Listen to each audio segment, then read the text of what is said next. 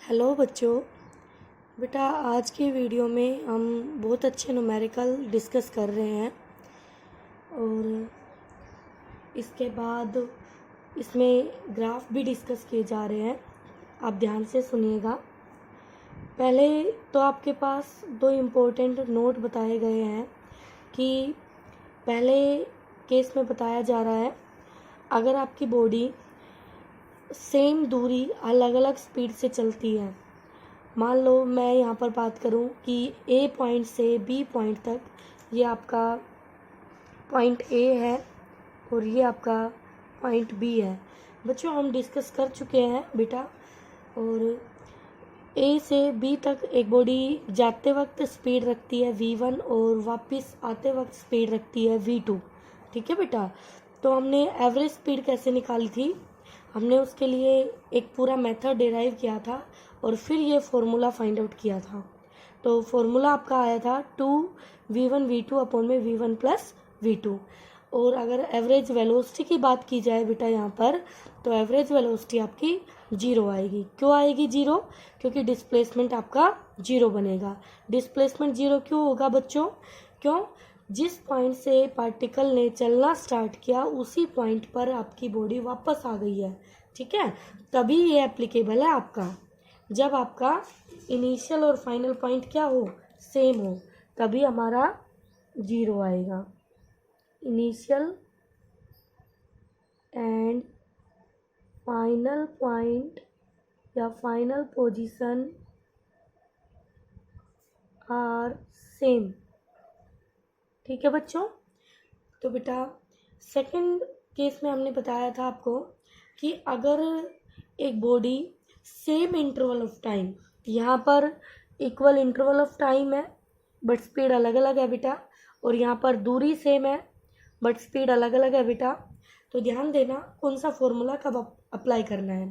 तो same interval of time हो, यानी कि टी टाइम के लिए वो v स्पीड से चली v1 से और अगले टी टाइम के लिए वो v2 से चली, तो v एवरेज क्या आएगा, v1 plus v2/2। Simple average हो जाएगा आपका। ठीक है। अब आगे देखिए नेक्स्ट डाउट क्या कहता है। इसमें कह रहा है कि एक बॉडी ए पॉइंट से बी पॉइंट तक गई है ये, ठीक है, और उसने पूरे मोशन का जो हाफ था वो v स्पीड से ट्रेवल किया है, एक कांस्टेंट स्पीड से ट्रेवल किया है, और अगले रिमेनिंग हाफ के हाफ को उसने, हाफ पार्ट को उसने 2v स्पीड से ट्रेवल किया है एक कांस्टेंट स्पीड से, और जो बचा हुआ आपका लास्ट पार्ट है उसको 4v से ट्रेवल किया है। ठीक है बेटा। तो यहाँ पे दूरी नहीं गिवन है बच्चों, आप दूरी को, टोटल दूरी को x मान सकते हैं। मैंने यहाँ पर 4x माना है और फिर मैंने इसको अपने गिवन प्रॉब्लम के अकॉर्डिंग पार्ट्स में डिवाइड कर दिया। तो पूरी दूरी आपकी कंप्लीट जो दूरी है वो 4x है, तो हाफ हो गया 2x और गिवन रिमेनिंग हाफ का हाफ हो गया xx। तो बेटा 2x चलती है वो v स्पीड से और x चलती है 2v से और बचे हुए x को चलती है 4v से। तो कहता है कि एवरेज स्पीड फाइंड आउट कीजिए। इसकी एवरेज स्पीड क्या आएगी एंटायर जर्नी के लिए, पूरे मोशन के लिए। आपके पास 4 ऑप्शंस गिवन है। ठीक है। तो एवरेज स्पीड का बेटा एक ही फंडा है। अब आप चाहें तो यहाँ पर ये भी x है, ये भी x है, x दूरी सेम है, तो आप ये वाला मेथड यहाँ लगा सकते हैं। बट बेटा मैं आपको यही कहूँगी फिर से कि आप अपना मेन फॉर्मूला याद रखें और इसी को यूज़ करें। एवरेज स्पीड का एक ही फॉर्मूला है हमारा, basic formula, total distance upon में टोटल टाइम। अब आप कहेंगे मैम टाइम तो दिया ही नहीं है। कोई बात नहीं, हमें हर दूरी के लिए स्पीड पता है तो हम वहाँ से टाइम निकाल सकते हैं। तो टोटल दूरी हो गई 4x और डिवाइडेड बाय टाइम। अब यहाँ पर टाइम, यहाँ टाइम लग रहा है t1, यहाँ टाइम लग रहा है t2 और यहाँ टाइम लग रहा है t3। तो बेटा फर्स्ट t1 टाइम क्या होगा, ये डिस्टेंस अपॉन में इसकी स्पीड, तो ये t1 टाइम हो गया 2x upon v। t2 time हो गया उसकी दूरी उसकी स्पीड, और t3 टाइम हो गया उसकी दूरी अपॉन उसकी स्पीड। ठीक है। अब यहाँ से क्या किया है, x अपॉन 4v को मैंने बाहर कॉमन ले लिया। तो यहाँ देखिए ध्यान से, जब x अपॉन v बाहर जाएगा और नीचे 4 बाहर जाएगा तो 4 से मल्टीप्लाई 4 से डिवाइड, तो ऊपर बन गया 8 और नीचे का 4 बाहर आ गया, तो अंदर रह गया 8 प्लस। इसी तरह यहाँ पे बेटा 2 से मल्टीप्लाई 2 से डिवाइड, नीचे 4 बना, 4 बाहर आ गया, ऊपर 2 बच गया और ये कंप्लीट बाहर आ गया, 1 बच गया अंदर। तो नीचे हो गया 8 + 2 + 1 11 और ये पलट के ऊपर चली गई टर्म 16v/11। तो ये आपका आंसर आ जाएगा। ठीक है, तो फर्स्ट ऑप्शन आपका करेक्ट होगा। ओके बच्चों, अब आगे देखिए बेटा, आगे 3 ग्राफ आपको दिए गए हैं और क्या बताया जा रहा है इनमें, ये पूछा जा रहा है कि प्रैक्टिकली ये ग्राफ पॉसिबल है या नहीं नेचर में, हमें बताना है। ठीक है बेटा, अब देखते हैं कि इन ग्राफ में क्या हो रहा है। तो यहाँ पर पहला ग्राफ है डिस्टेंस टाइम के बीच में। तो आप देखिए ये टाइम बढ़ रहा है और डिस्टेंस भी बढ़ रहा है, सही बात है, डिस्टेंस बढ़ रहा है। एक टाइम के बाद, इस टाइम के बाद अगर मैं बात करूं तो इस टाइम के बाद दिस टाइम T1 ले लिया मैंने इसको। T1 के बाद टाइम तो बढ़ रहा है बेटा, लेकिन डिस्टेंस घट रहा है, तो ये नेचर में पॉसिबल नहीं है। तो हम क्या कहेंगे, नॉट पॉसिबल। रीज़न आपको पता होना चाहिए बेटा, मूविंग बॉडी के लिए डिस्टेंस हमेशा बढ़ता है, कभी भी नहीं घटता है। आगे देखिए बच्चों, डिस्प्लेसमेंट टाइम ग्राफ है, ये डिस्प्लेसमेंट है, ये टाइम है। अब यहाँ पे ये कर्व कैसे बन रही है, ऐसे एक कर्व दिखा दी, कोई भी वेरिएबल कर्व। अब इस कर्व में किसी गिवन टाइम पर अगर हम देखें, ये गिवन टाइम है, तो पार्टिकल आपका 2 जगह खुद को दिखा रहा है, ये रहा। क्या आप एक ही टाइम पर 2 जगह प्रेजेंट हो सकते हो? नहीं हो सकते बेटा।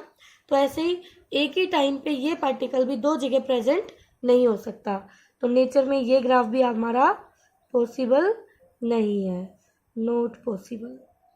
ठीक है बच्चों, उसके बाद नेक्स्ट देखिए, स्पीड टाइम ग्राफ है और ऐसे कर्व दिखा दी आपको।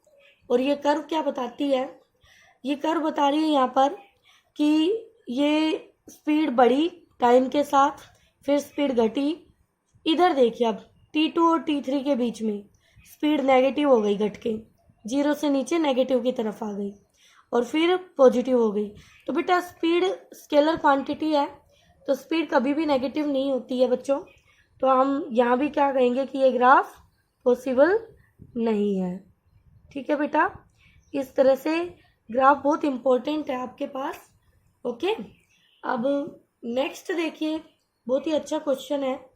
क्या दिया है इसमें कि एक पार्टिकल है और वो रेस्ट से चलना शुरू कर रहा है और उसने x दूरी ट्रेवल की है, t टाइम गिवन है बच्चों, x भी और t टाइम भी।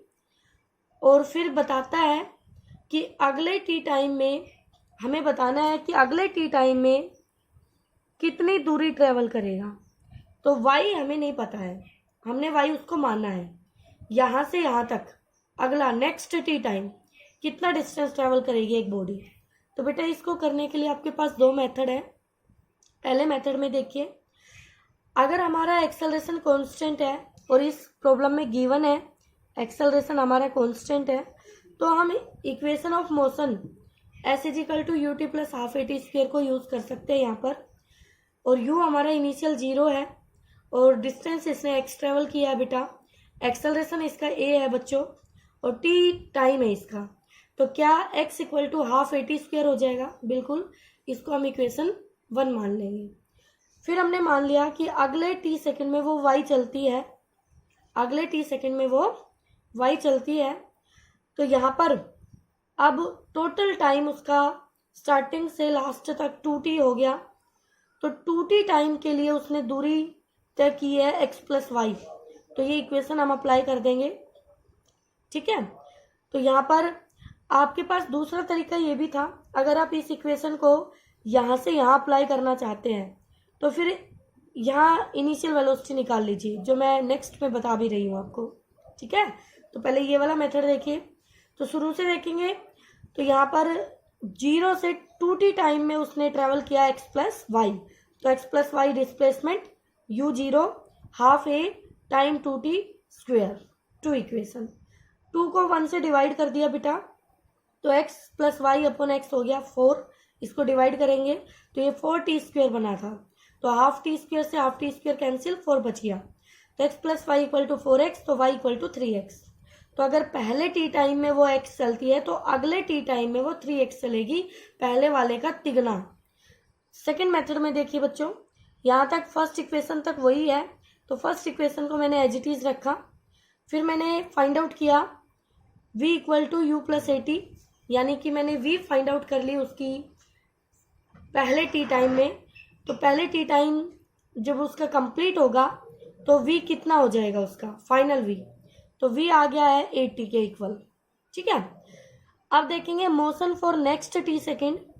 तो अगले टी सेकेंड में मोशन करेगी तो y डिस्टेंस चलेगी और u उसका इनिशियल u उसका अब ये हो जाएगा v जो उसने टी टाइम पे अटेन किया है, वो हो गया 80 के इक्वल।